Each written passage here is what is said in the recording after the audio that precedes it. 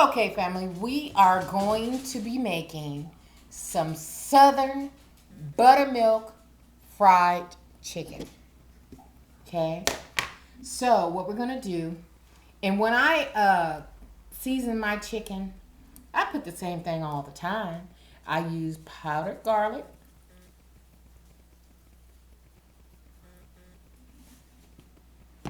I use seasoning salt,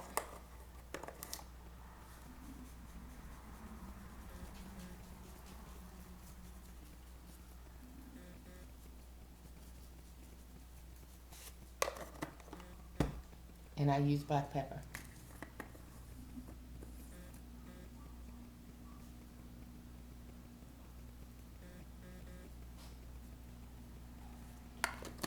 Now, I don't want to, swirl this chicken around with my hands. I just kind of got a stickler about that on my hands. So what I'm gonna do is we're gonna just do a couple of these numbers.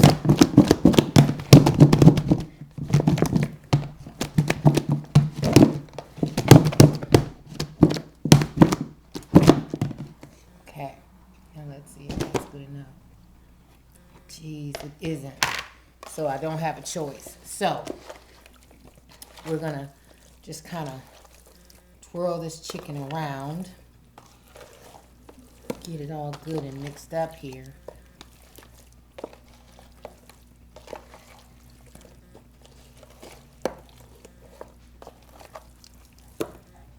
Okay, give me a moment. Let me rinse my hands.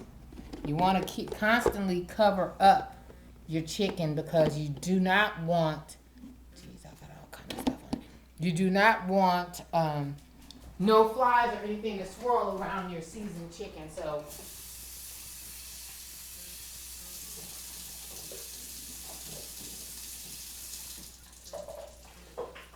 okay. So now I'm back with my bleach rag. Okay. Now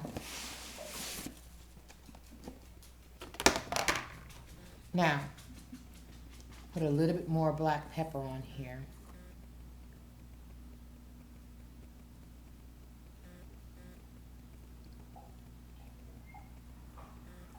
Okay.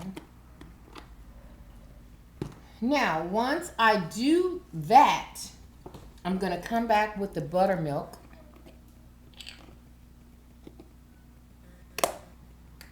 And I'm just simply going to pour this all over our chicken. Now, you want to allow this to marinate, and I am going to do that overnight in this mix. Just going to recover it back and let that sit in the refrigerator overnight, and in the morning we are going to begin to fry it.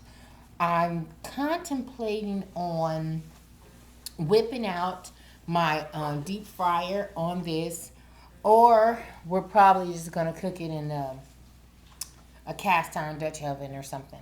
So we're going to do something to that effect in the AM or perhaps early afternoon. On that note, family, thank you for coming. Bye-bye. Okay, family, we are going to begin frying our southern chicken here. Okay, now I just simply took the top off of this chicken. Let me show you up close. I just simply took the top off the chicken that it's been marinating in this buttermilk overnight.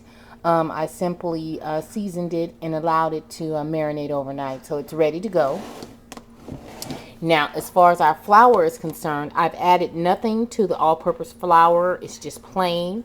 Reason being is because the chicken is well seasoned, so it would be rather redundant, or you don't want to make it salty by also adding something to the flour. So you don't want to really do that. So you can season to taste, but when you already have the meat of the chicken seasoned, you really don't have to add seasoning to the flour. Now you can add like a little seasoning salt if you like to the flour, but in this case I will not, because the chicken is pretty well seasoned all the way down to the bone.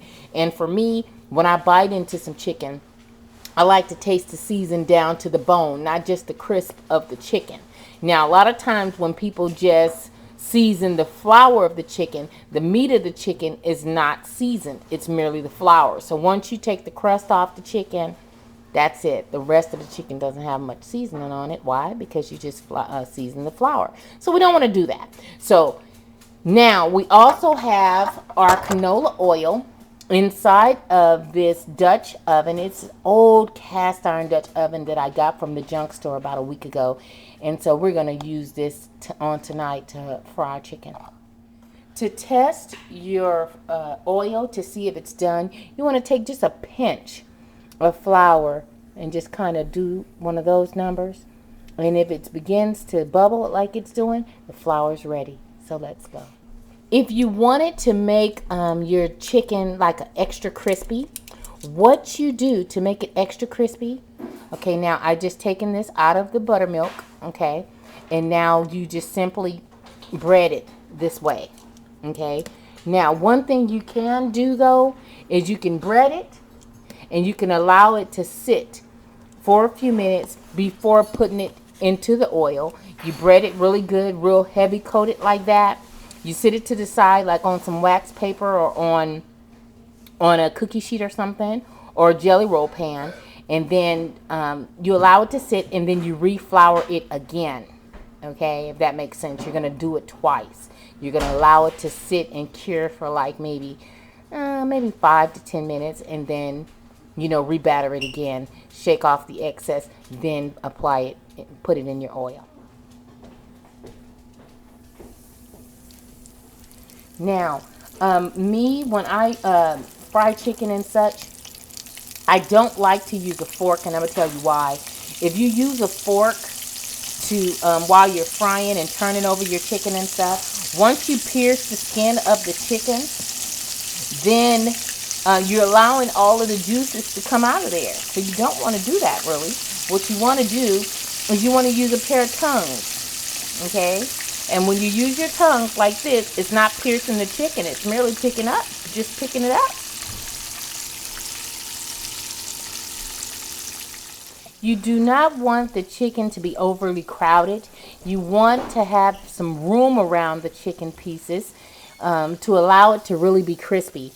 If you add a lid to your chicken when you're frying it, it's like a convection oven. Like it kind of has like that steamness to it. And if that's your particular taste and that's what you prefer, then that's fine. But if you want it to be extra crispy, you do not add a lid. You allow the chicken to have some room to breathe, if you will, around each piece, and you do not want to cover it.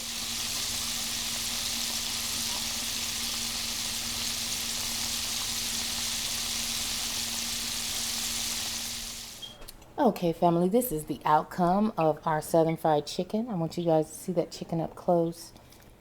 Some good looking chicken, family. So this plate here is going to be for Senior. So we're going to give him a leg, a thigh, and a wing. And we're going to take some syrup and drizzle that on top of that waffle there.